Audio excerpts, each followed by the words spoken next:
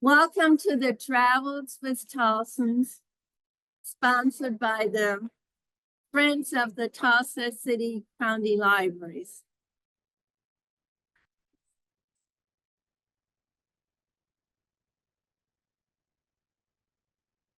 Okay. Okay, welcome again. So good to see such a big crowd here.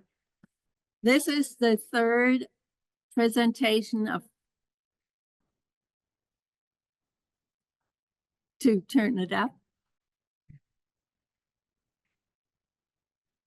Hello? Is this better? Okay. I'm Giselle McDaniel, and I'm glad to see you all here for the third presentation of Travels with Tulsans. We have 5 more to go.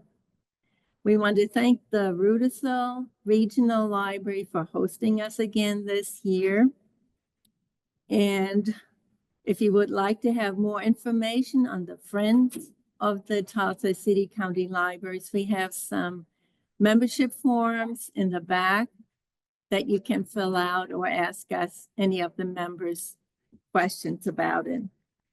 And please come back next week as we're going to the bottom of the world as Skip Whitehurst is taking us to Antarctica and also New Zealand.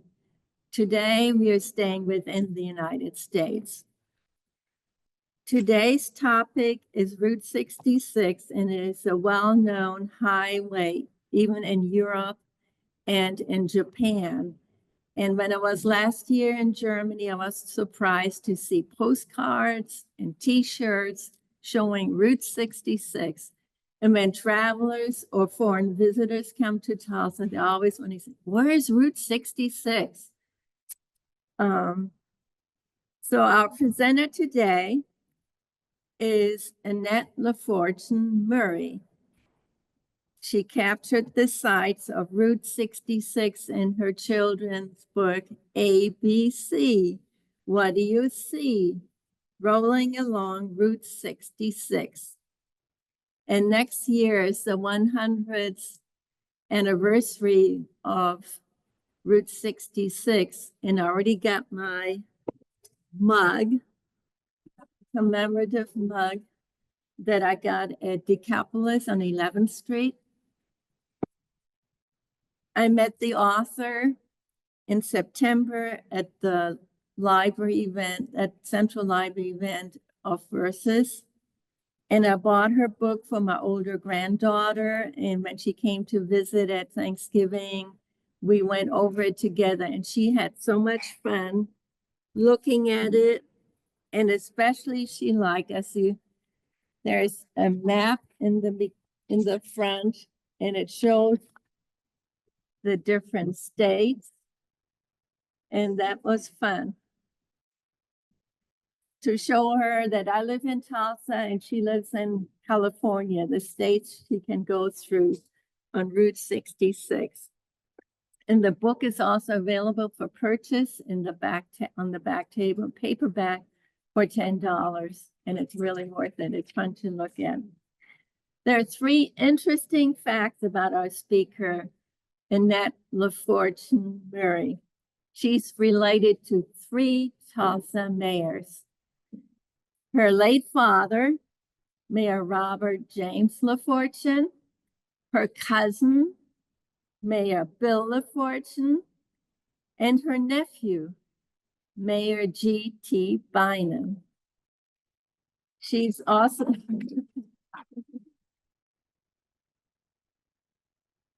and she's connected to TCCL because she's the current president of the Tulsa Library Trust. And she's also mom to an adorable 4-year-old West Highlander Terrier named Sugar Pie Honey Bunch Mary. But Annette, as a writer, she started writing puppet show scripts at the age of 5. Imagine that. And then she continued perfecting her writing craft. And she continued in education. She became an elementary school teacher. And she also was a substitute teacher, kindergarten to 8th grade, and then she also became the school library media director for K through 8th grade. And she left teaching, and then she started a small online business in Tulsa, and she is selling products that relate to Tulsa history. So now let's hear from Annette LaFortune Murray, what is old and what is new on Route 66.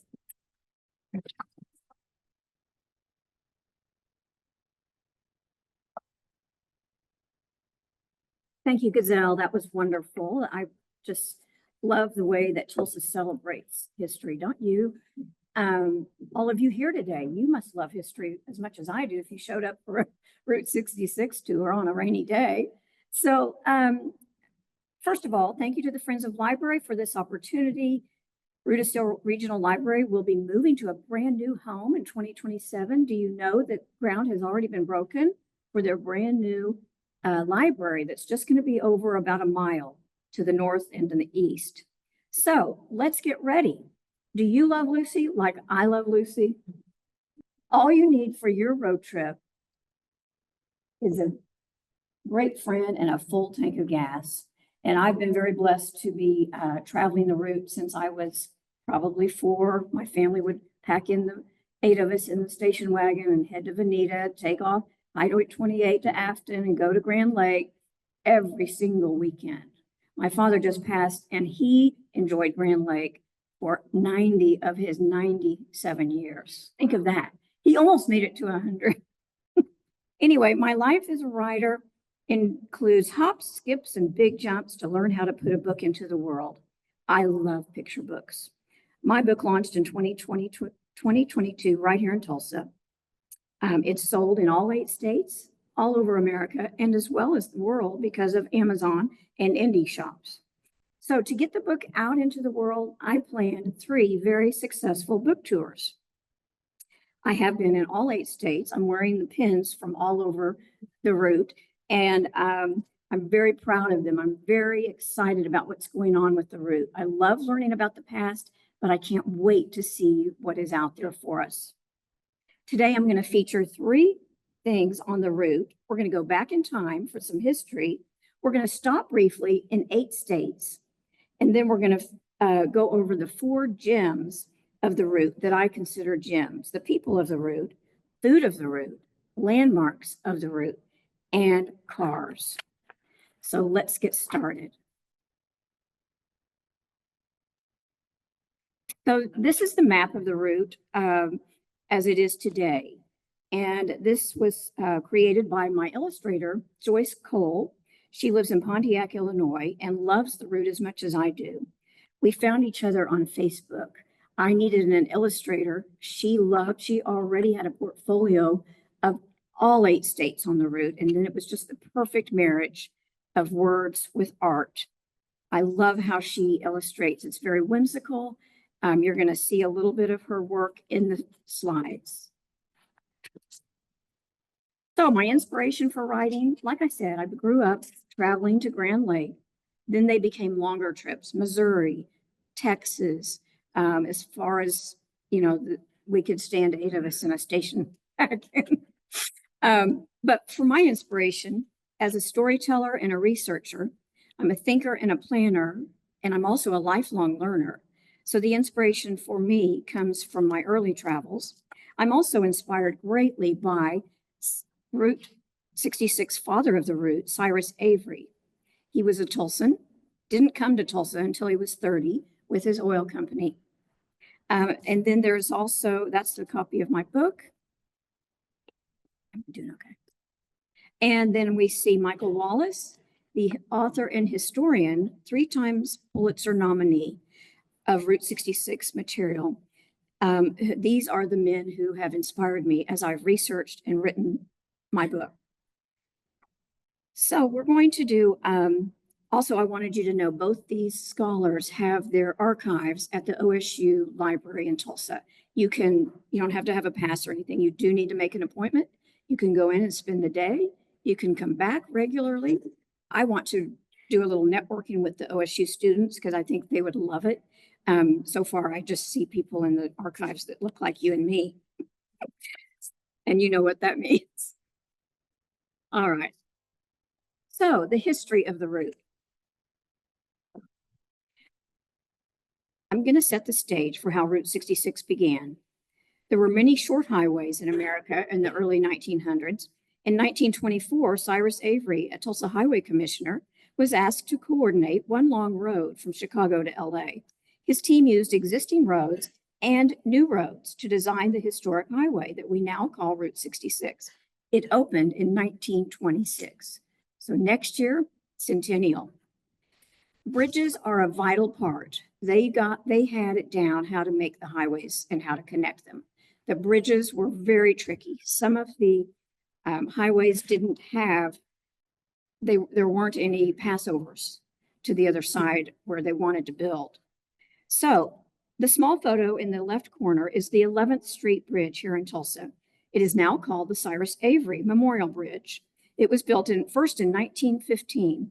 And then when Cyrus came in 1923, he revised it by making it concrete with span crossing, much more stable than the wooden bridges of the early 1900s. It allowed cattle, people, and cars to cross. The large bridge in the background is the Old Trails Bridge in Topak, Arizona, that opened in 1916. It allowed cars to cross the Colorado River safely from Arizona to California.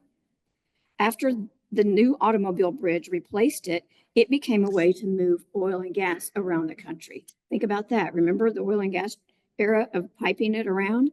They already had a bridge, existing bridge, to take their oil and gas state to state. So here we are, the opening day, November 11th, 1926. What a beautiful day it was in America for this new highway to launch. Far left picture happens to be found at the Union Station Depot in St. Louis. That was a big gala there in the depot. They could close it down from train traffic and host a beautiful event. And don't forget, today it is still open and it still has a beautiful presentation for the public. It's one of my favorite places to stay. So here we have, in the middle, we have a selection of cars. We have Model Ts coming on Route 66, Chevrolet 490s, Chrysler 6, the Dodge Brothers touring car, the Buick 6, the Packard 6. And that was quite a day to see all of those cars traveling the route. The third automobile is from the Dust Bowl era. The 1930s to the 1935 was the Dust Bowl era, where the many farmers and families were migrating to the West. You know the story, the well-known story, John Steinbeck's The Grapes of Wrath. That is truly the story of moving westward and using the established road, Route 66, as the vehicle to get there. So let's get going. No use waiting around. We're going to start our trip in Illinois. There are 301 miles of Route 66 in Illinois, and it crosses the Mississippi River. The highlights you see here are Lake Michigan, where I started my adventure, and a lot of people end their adventure there. I always take a break at Lou Mitchell's Diner. It's 100 years old next year as well. Quirky fiberglass characters like Marilyn and Dino and the famous Gemini giant greet you everywhere on the route. So who started their trip in this room? Who started a trip in Chicago? Who ended a trip in Chicago?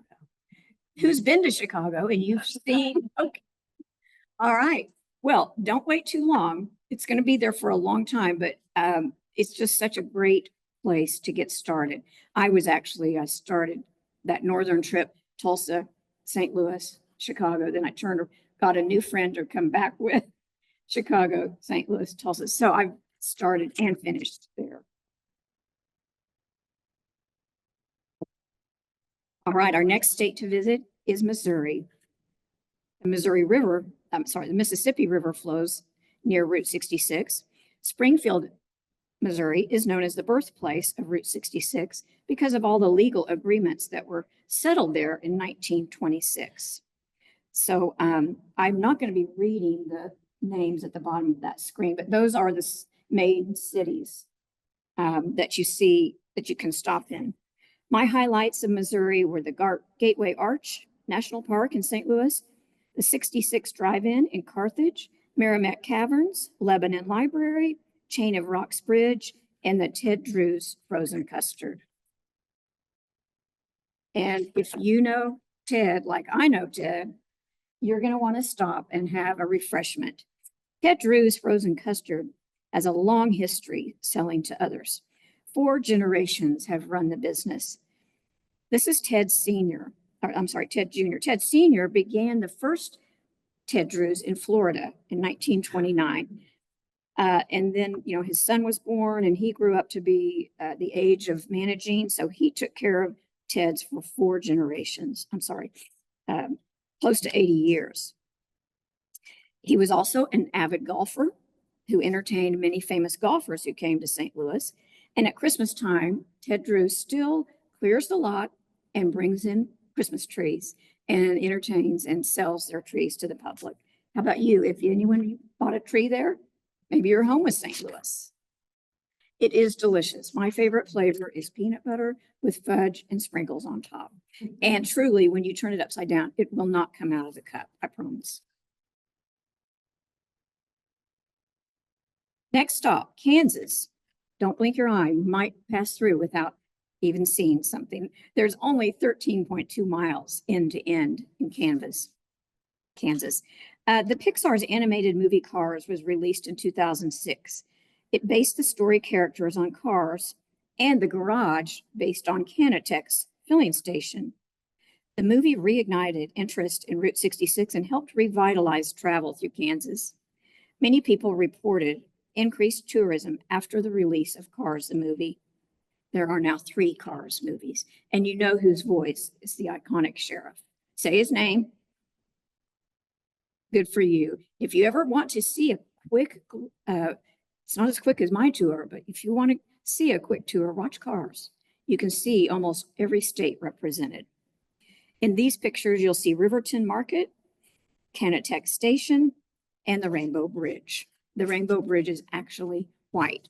I think they call it that because it's shaped like a rainbow. Next stop, Oklahoma. Oklahoma has the longest stretch of miles on the route, over 400 miles. It will cross over the Arkansas River. And did you know Tulsa is now the capital of the route? This is a huge plus as America prepares for the Route 66 centennial. Several million tourists will stop here in the next 3 years. That's really big income for our community. So we need to celebrate. The recent funding for improvements is seen quite a bit around town. Have you noticed the signage, especially on 11th Street by Mother Road Market and all the way up to Yale? All the hotels are replacing their neons, and a lot of them are getting funding from the Centennial Committee. And these Oklahoma sites have received funding. The Rock Cafe in Stroud, Elk City Route 66 Museum, the Blue Whale of Catoosa is going to have a brand new welcome center and brand new bathrooms. Did anyone ever try out the Tiki Hut? Those bathrooms were very scary. The Round Barn in Arcadia has half its structure rebuilt already. And the neon signs in Tulsa, there was a huge contest, and there's about 12 to 15 new signs that light up the route. And also a brand new, it's an old filling station with a brand new owner in Afton. Speaking of round barns, take a look at this beautiful red barn. It's round. It's located in Arcadia. It was built in 1898. It did receive funding from the Route 66 Corridor Preservation Program. Like I said, they've already replaced half of the lowest structure at the bottom. It takes a lot of time. They have to soak each piece of wood. They let it cure. They let it sit, and then they tear down and put up the next one. Round barns aren't strange to Route 66. There are fewer than 60 round barns in America, and I believe 12 along the route. So what's the benefit of a round barn? Any ideas? Correct. A tornado can't just hit it and it's gone, can't level it. The winds go around it. So exactly, we have the protection from tornadoes. The other way, the other benefit is feeding livestock. Don't ask me how that all works, but that's what the research says. And who's been to Arcadia? It's also very close to Pops, the restaurant. So it's one of my favorite sites. All right, we're going to keep going west. Let's go to Texas. The little panhandle part of Texas has 178 miles from east to west. This state has diverse panoramic views. Palo Duro Canyon is a miniature Grand Canyon of the Southwest. It's only 15 miles from Amarillo. The Cadillac Ranch is an outdoor art installation that went up in 1974. There are 10 old cars buried nose first into the ground at an angle. Originally, they were the colors of true Cadillacs, but as they faded, graffiti was added, and then the public was invited to come with spray paint and enjoy being out in the field with the cars. Raise your hand who's put some graffiti up there. Amarillo's Big Texan is an icon with the giant sign and the giant steak eating contest. And the first city you'll come to in Texas, going east from Oklahoma, west, would be Shamrock. Shamrock is the home of the You Drop In, beautiful Art Deco design, and a bright green neon tower that lights up the night sky. Well, we're halfway through my presentation. That means we're halfway across the route. And look what people like to do. Crazy people like me.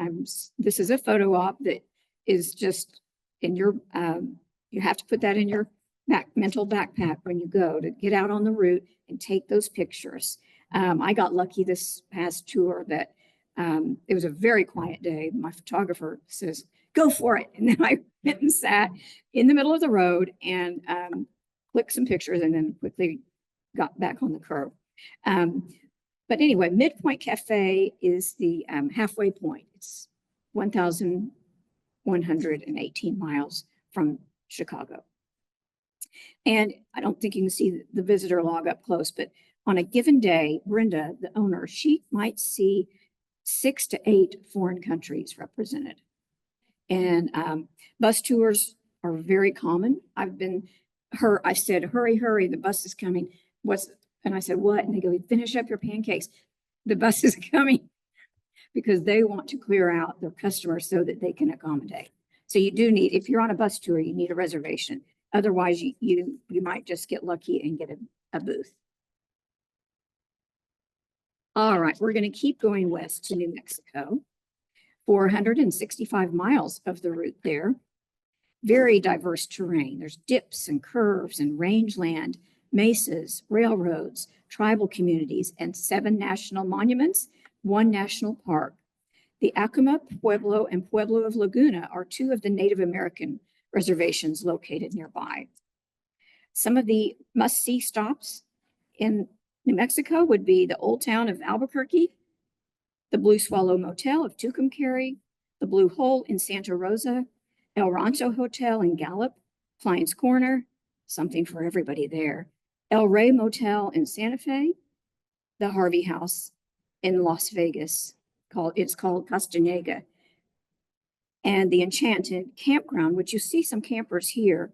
My first road trip out, we arrived about 10 in the morning, and they said, hey girls, are you doing anything?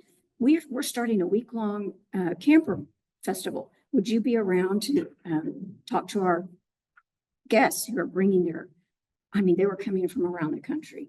They filled up their campground in a day with over 85 campers. So it was really one of the highlights of my trip. We're almost there. We're going to Arizona, and they have 398 miles there, just shy of what Oklahoma has. We're pretty proud of our 400 miles. They have beautiful scenery, iconic vintage neon signage, 3 national parks. The Saguaro National Park is near Tucson, but the Grand Canyon Park and the Petrified Forest National Park are both within a half-day's drive. In fact, the Petrified Forest, the route goes through it. You can't help but see it because you're driving through it. Travelers on the route could take day trips off the route to see things like the parks. The must-see things in Arizona would be in Williams, the Grand Canyon. You can take the railway to the canyon and back. Peach Springs, Kingman, Seligman, Holbrook, Winslow, and who stood on the corner of in Winslow, Arizona? Only 3 of you? Come on. Okay, well, y'all are missing out. You need to get to Winslow. All right, there is a gentleman, if you'll take a look at that far right picture. My book is, I'm sorry, but I do pose a lot of my pictures, so I'm advertising. But that building on the far right is the original barbershop where Angel Delgadillo had his first barbershop in 1925. He was in the right place at the right time. His father was actually there. Then he's about to turn 100 next year. And he created a soda fountain as part of his property and a tremendous gift shop. So I wasn't able to see him. He was busy in a warehouse somewhere on the property. I did want to meet him, and I have seen his interviews, but he is one of the hardest working advocates for the preservation of the route. So if you ever get a chance to see a video of Angel, you should try that.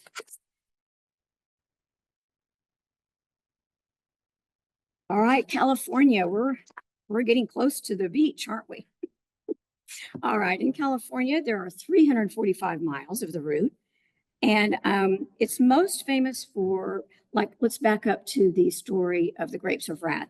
You know, they were all trying to go to California. There were jobs awaiting. There was gold. There were opportunities there that they never would have been able to rebuild in the Midwest. So the Dust Bowl has a large presence, the immigrants going to California.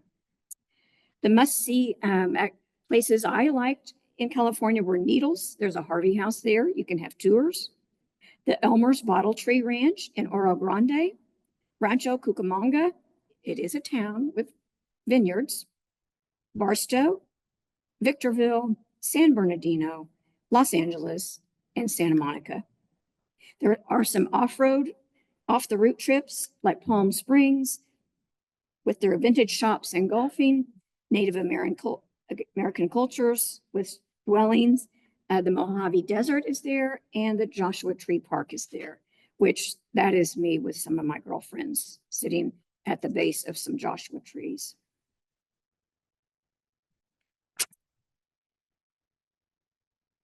So one of those gyms I talked about would be the people of the route.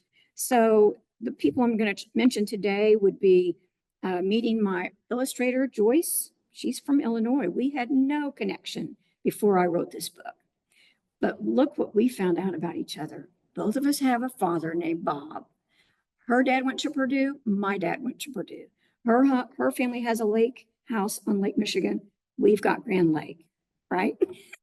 And she has a dog that has a funny name, like me. And also, she entertains her family a lot at their family house. They've owned their house 85 years on the lake. My second guest is Brenda. She's the manager and owner of the Midpoint Cafe in Adrian, Texas.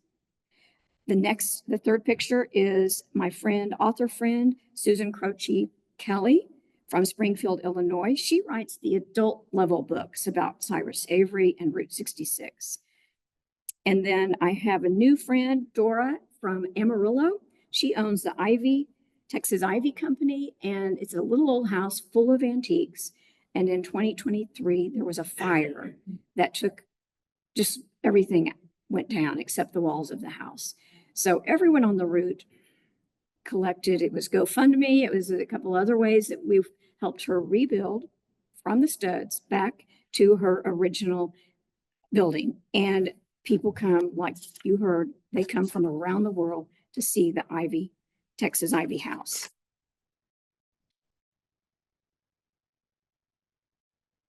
One of my other favorite things on the route is the neon signs, and you see them here.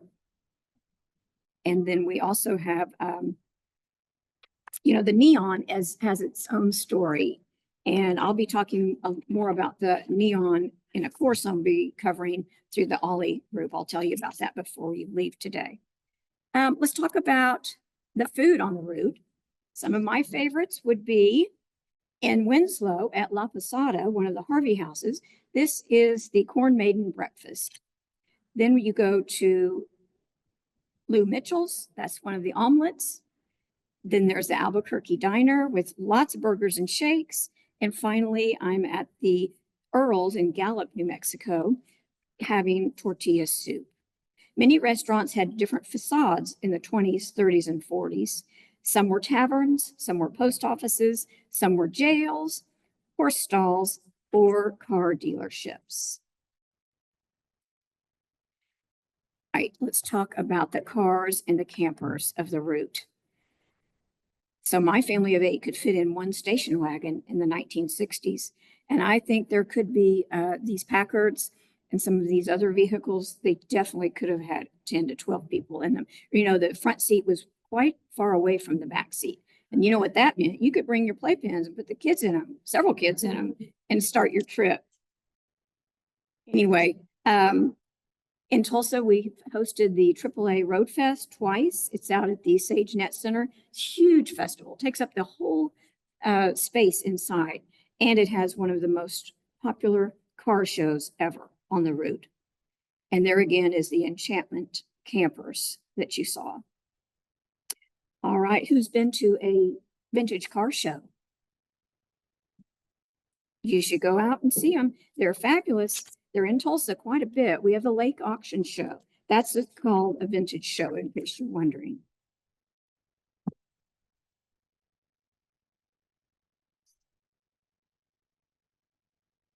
All right, you've heard me talk about the Harvey houses. The Harvey house idea was an inspiration from Fred Harvey. He was from Topeka, Kansas. The first Harvey house was built there. It was a refuge for the weary travelers by train. They were built close to the rail yards for comfort, for ease. They could get off the train, have a barber cut their hair, stop in and have a couple of cocktails, and then a dinner or a lunch. And then eventually they started adding the hotel rooms. But to be a Harvey girl who was working at these destinations was a thrill.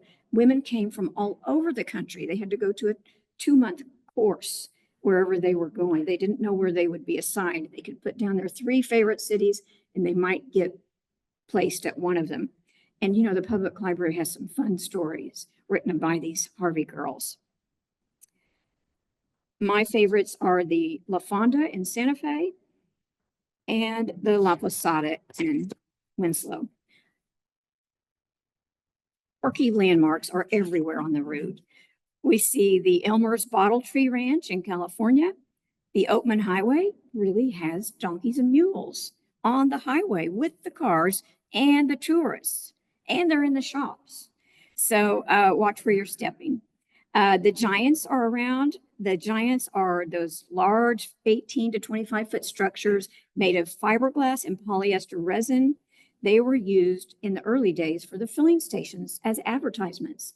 You could see that right miles away, because and they would be stationed. They're always holding one hand up and one hand down, so they're always holding something: a muffler, a saddle, or sometimes the girls are waitresses and they might hold a couple of plates and something else in their other hands.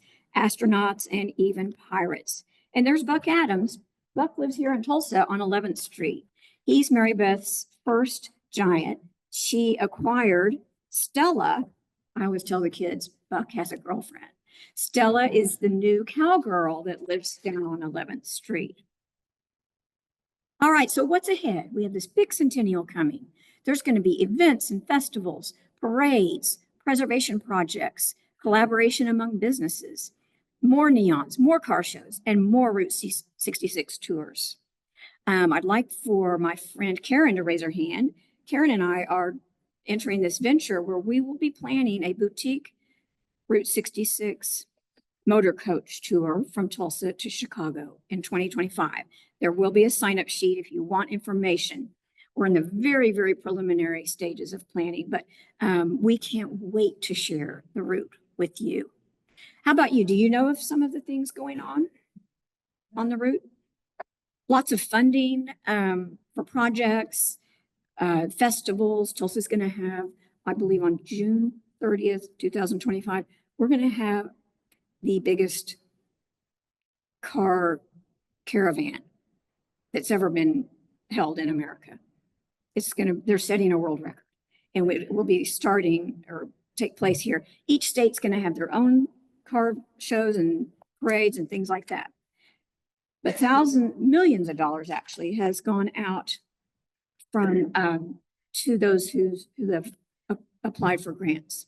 And Michael Wallace was appointed by President Biden. He serves on the Centennial Commission. He's going to bring all kinds of ideas to the route. And so just watching the news. Well, our time is almost up, and can you believe we toured 8 states in 40 minutes? All right, I have a thank you to give out to my team. I call them my home team. Ken Busby, President of Route 66 Commission. Mary Beth Babcock, owner, manager, creative, down at Buck Adams on 11th. Reese Martin, President of Tulsa Route 66 Commission, and new manager of the National Preservation